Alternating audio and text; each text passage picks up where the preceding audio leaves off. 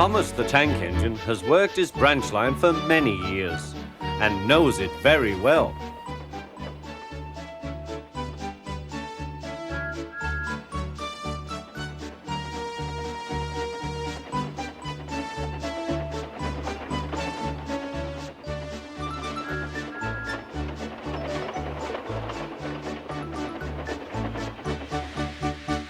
You know just where to stop, Thomas, laughed his driver.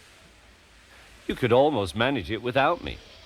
Thomas had become conceited. He didn't realize his driver was joking.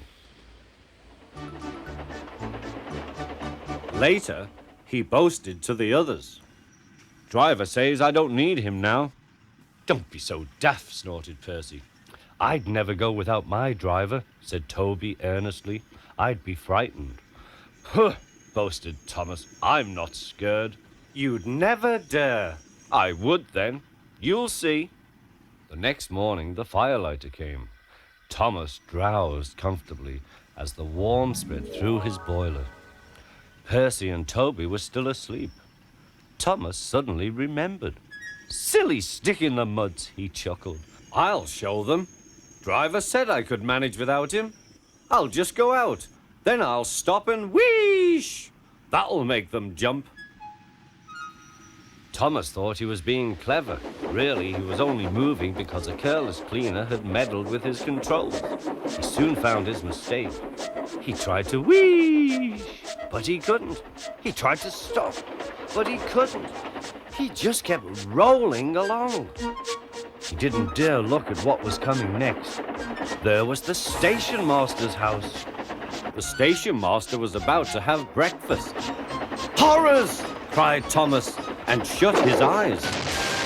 The house rocked. Broken glass tinkled. Plaster was everywhere. Thomas had collected a bush on his travels. He peered into the room through its leaves. He couldn't speak. The station master was furious. His wife picked up her plate. You miserable engine, she scolded. Just look what you've done to our breakfast. Now I shall have to cook some more. She banged the door. More plaster fell. This time it fell on Thomas. Thomas felt depressed. Workmen propped up the house with strong poles and laid rails through the garden.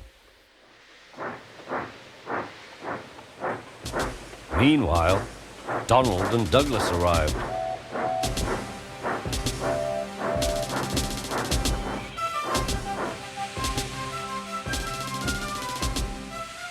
Dinna fash yourself, Thomas. We'll soon have you back on the rails, they laughed.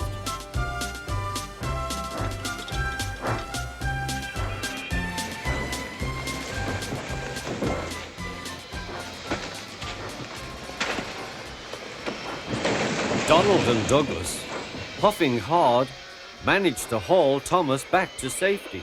Bits of fencing, the bush, and a broken window frame festooned his front, which was badly twisted. The twins laughed and left him. Thomas was in disgrace. There was worse to come. You are a very naughty engine. I know, sir. I'm sorry, sir. Thomas's voice was muffled behind his bush. You must go to the works and have your front mended. It will be a long job. Yes, sir. Meanwhile, a diesel rail car will do your work. A diesel, sir? Thomas spluttered. Yes, Thomas. Diesels always stay in their sheds till they are wanted. Diesels never gallivant off to breakfast in station masters' houses.